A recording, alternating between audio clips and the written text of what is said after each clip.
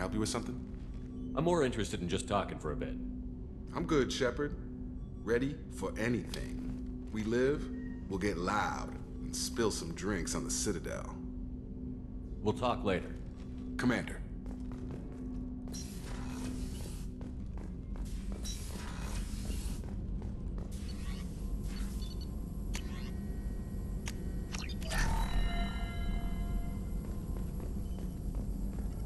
Shepard, how can I help?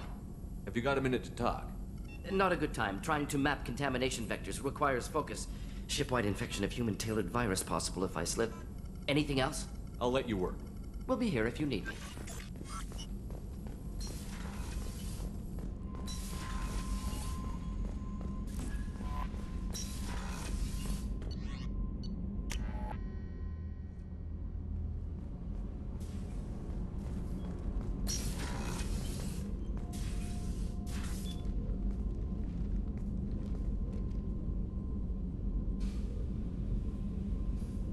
Shepard, How are you?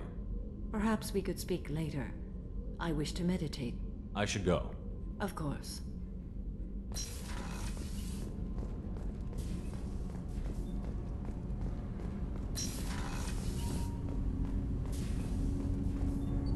Do you need something?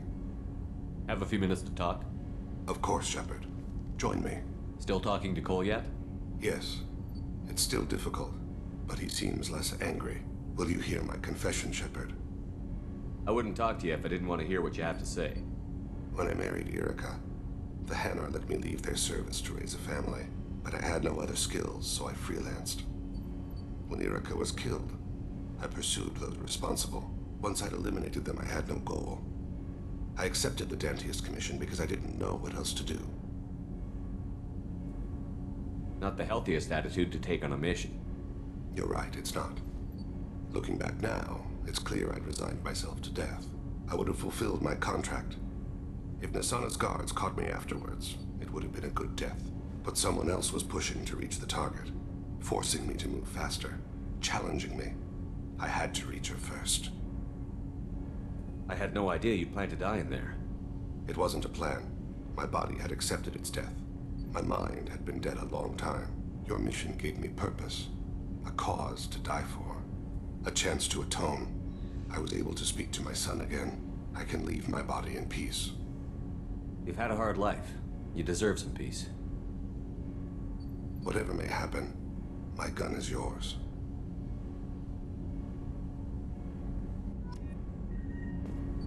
Do you need something? Have a few minutes to talk? Later. I'd like to consider what we've already discussed. I should go. I shall return to my meditations.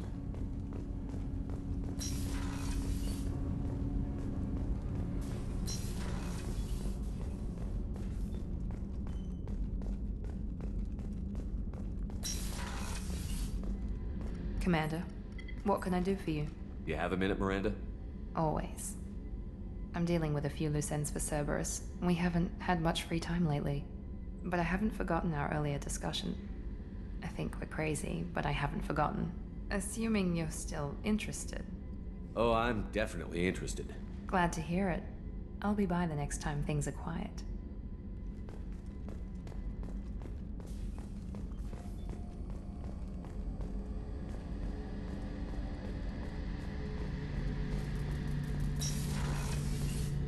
Shepard, need me for something? Have you got a minute? Can it wait for a bit? I'm in the middle of some calibrations. Talk to you later, Garrus. I'll be here if you need me.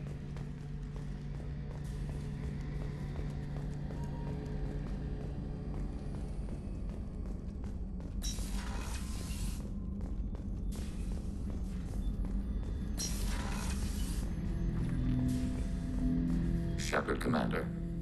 I'd like to find out more about you. Topic? When we took you aboard, I noticed you have a piece of N7 armor welded to you. Where did you get it?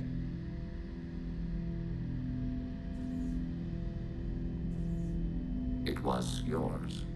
When you disappeared, we were sent to find you. We began where you first encountered the heretics. Eden Prime. After the old machine's attack, it was heavily defended. We were discovered. This is the impact of a rifle shot. How many other Geth were sent out to find me? We are the only mobile platform beyond the Veil. Organics fear us. We wish to understand, not incite. One platform was judged sufficient. You've been looking for me for 2 years? We visited Therum, Theros, Novaria, Vermeer, Ilos. A dozen unsettled worlds. The trail ended at Normandy's wreckage. You were not there. Organic transmissions claimed your death. We recovered this debris from your heart suit. The Geth are listening in on our transmissions? Organic life reacts to stimuli in unpredictable ways. We wish to learn. What do you mean by stimuli? We placed a fabricated story on the extranet that a certain arrangement of stars, viewed from the Batarian homeworld, formed the face of a Solarian goddess. Without waiting for verification, some declared it proof of the goddess's existence. Those who noted the lack of proof were attacked. The arguments taught us much. The experiment ended when a Solarian cult tried to purchase colonization rights to the stars, and found they did not exist. It sounds like you're running experiments on us. You are sapient life, but not like us. If we can model organic behavior, we can comprehend the Quarian creators. We do not understand their judgments in the Morning War. Why were you trying to contact me? You oppose the heretics, those that took the old machines as gods. All kinds of organics fought Sovereign and his Geth allies. Why am I so interesting? You were the most successful. You killed their god. You succeeded where others did not. Your code is superior. That doesn't explain why you used my armor to fix yourself. There was a hole. But why didn't you fix it sooner? Or with something else? No data available.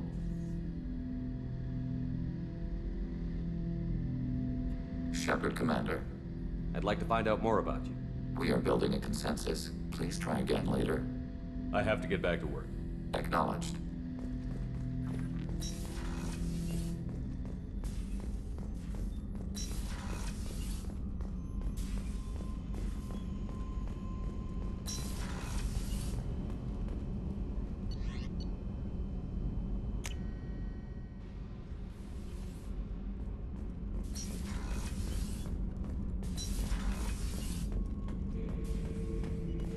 Shepard. Just checking in. How you doing? Battlemaster, I have everything. Clan, kin, and enemies to fight. That's all for now. Shepard.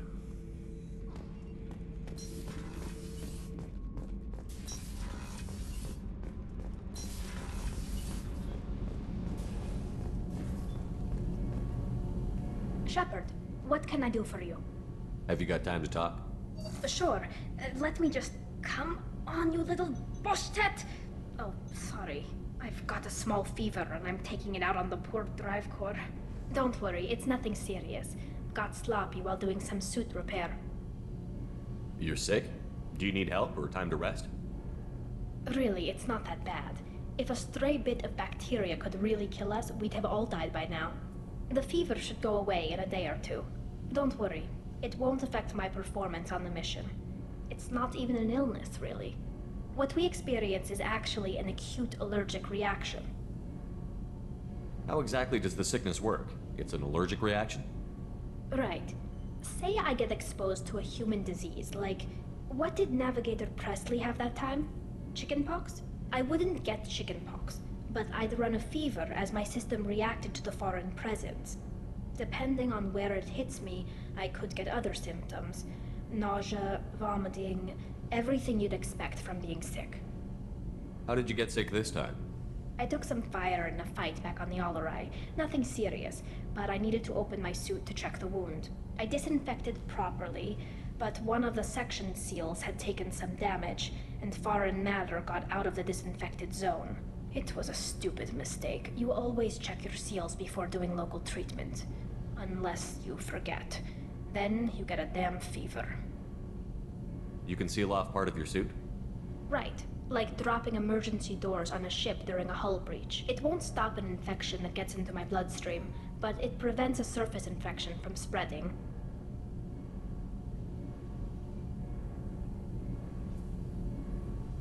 Were your immune system stronger before the Geth drove you from your homeworld? Not as strong as those of most races, definitely.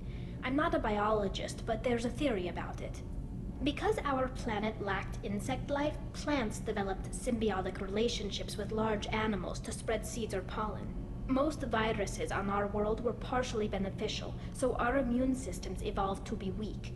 They were more likely to adapt to contamination than fight it. But Quarians colonized other worlds. They couldn't all have been like that.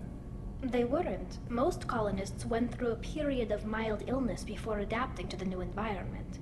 When the Geth took the homeworld in our colonies, the sterile environment on the flotilla ruined our immune system's adaptability.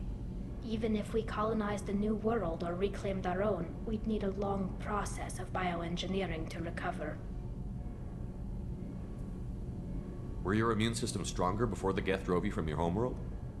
Not as strong as those of most races, definitely. I'm not a biologist, but there's a theory about it. Because our planet lacked insect life, plants developed symbiotic relationships with large animals to spread seeds or pollen. Most viruses on our world were partially beneficial, so our immune systems evolved to be weak. They were more likely to adapt to contamination than fight it. I don't know if I could live inside a suit my whole life. We're in our suits even among family. The most intimate thing we can do with another Quarian is link our suit environments. We get sick at first, and then we adapt. It's our most important gesture of trust, of acceptance. I haven't trusted anyone enough for that, though. Except, well, no Quarians. You know what I mean.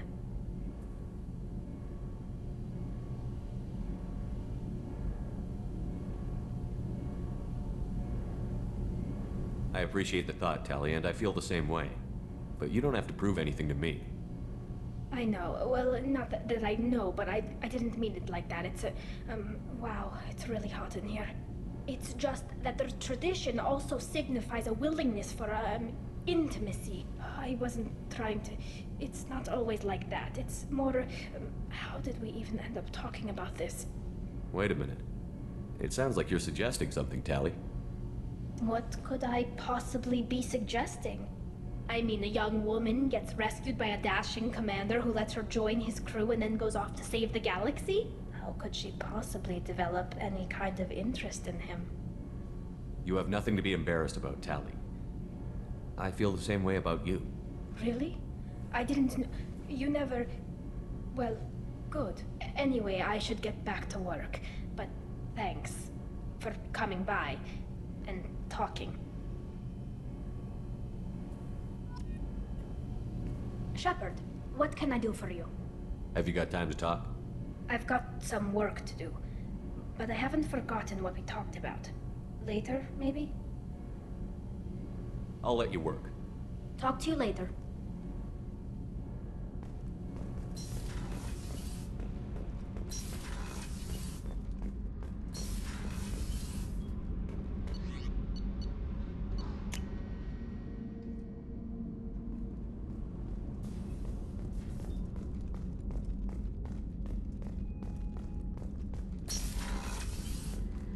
Commander, what can I do for you? You have a minute, Miranda? Always. I'm dealing with a few loose ends for Cerberus. We haven't had much free time lately. But I haven't forgotten our earlier discussion. I think we're crazy, but I haven't forgotten. Assuming you're still interested. Oh, I'm definitely interested. Glad to hear it. I'll be by the next time things are quiet.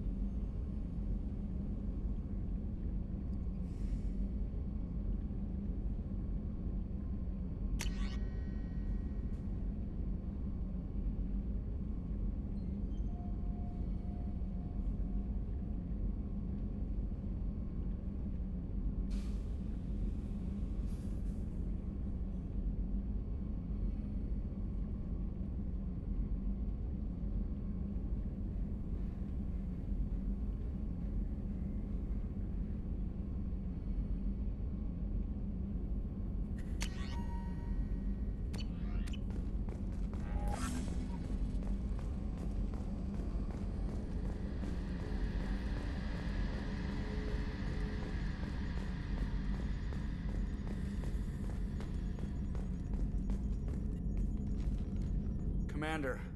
Sorry about the crew, and you know what? I'm not sorry. What the hell were you doing leaving us out here where collectors can work us over? Because you know what? I should just go. Next port, just get the hell out of here. You don't mean that, Jeff. No, but it felt good. I'm sorry, Commander. Okay, I'm ready. I'm good. I'm ready to save the day.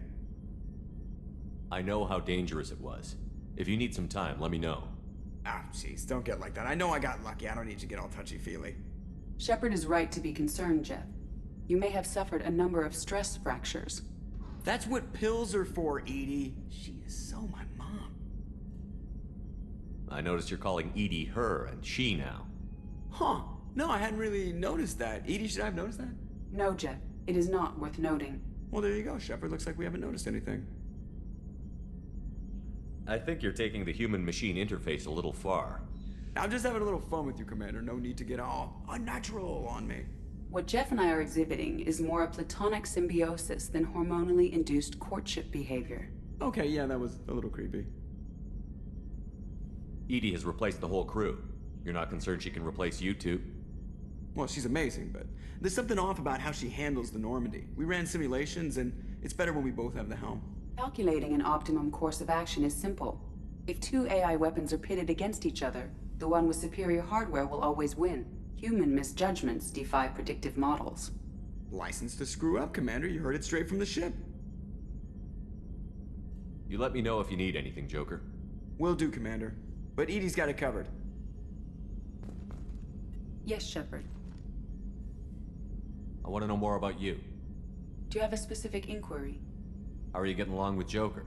Jeff and I have established an equitable working relationship. That's a little sketchy on details. I am the Normandy. He is a skilled helmsman. I trust him to keep me operational. He trusts me to keep him alive. Plus, she's less of a pain about downtime now that the Cerberus locks her off. There's nothing wrong with off-duty distractions, though some of your extranet bookmarks are technically illegal in council space. What? That is a joke. How are things different for you now that you're connected to the ship?